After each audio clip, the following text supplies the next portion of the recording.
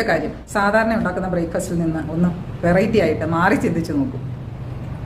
എന്നും ഇഡ്ഡലിയും ദോശയും പുട്ടും ഉപ്പുമാവും ഒക്കെ കഴിക്കുന്ന കുട്ടികൾ ചിലപ്പോൾ പൂരി ഉണ്ടാക്കി കൊടുത്താലോ ചപ്പാത്തി ഉണ്ടാക്കി കൊടുത്താലോ അല്ലെങ്കിൽ ബണ്ണിലോ, വല്ലപ്പോഴും ബണ്ണോ ബ്രെഡോ കൊടുക്കുന്നതിന് കുഴപ്പമില്ല, പീനട്ട് ബട്ടറോ അല്ലെങ്കിൽ ആപ്പിൾ വട്ടത്തിൽ സ്ലൈസ് ചെയ്ത് അതിൽ പീനട്ട് ബട്ടർ പുരട്ടിയോ, 1-2 തരത്തിലെ ഫ്രൂട്ട് സാലഡ് പോലെ ഉണ്ടാക്കി കൊടുക്കുകയോ, ഏതെങ്കിലും ഒരു 1-2 ഫ്രൂട്ട് സാലഡ് പോലെ ഉണ്ടാക്കി കൊടുക്കുകയോ, പാലും മുട്ടയും ചേർത്ത് ഒരു കസ്റ്റേർഡ് പോലെ ഉണ്ടാക്കി കഴിക്കുന്ന കുട്ടികളാണെങ്കിൽ ചിലപ്പോൾ അത് കഴിച്ചേക്കും. അപ്പോൾ ഫ്രൂട്ട്സും കസ്റ്റേർഡും, വീട്ടിൽ തന്നെ ഉണ്ടാക്കുന്ന കസ്റ്റേർഡിൻ്റെ കാര്യമാണ് ഞാൻ പറയുന്നത്. ഫ്രൂട്ട്സും കസ്റ്റേർഡും പിന്നെ മുട്ട ഇഷ്ടമുള്ള കുട്ടികൾക്കാണെങ്കിൽ ഏതെങ്കിലും വിധത്തിൽ ഒരു മുട്ടയുമാണെങ്കിൽ അറിയും പ്രോട്ടീനും അതിൻ്റെ കൂടെ ഫ്രൂട്ട്സും ആകുമല്ലോ.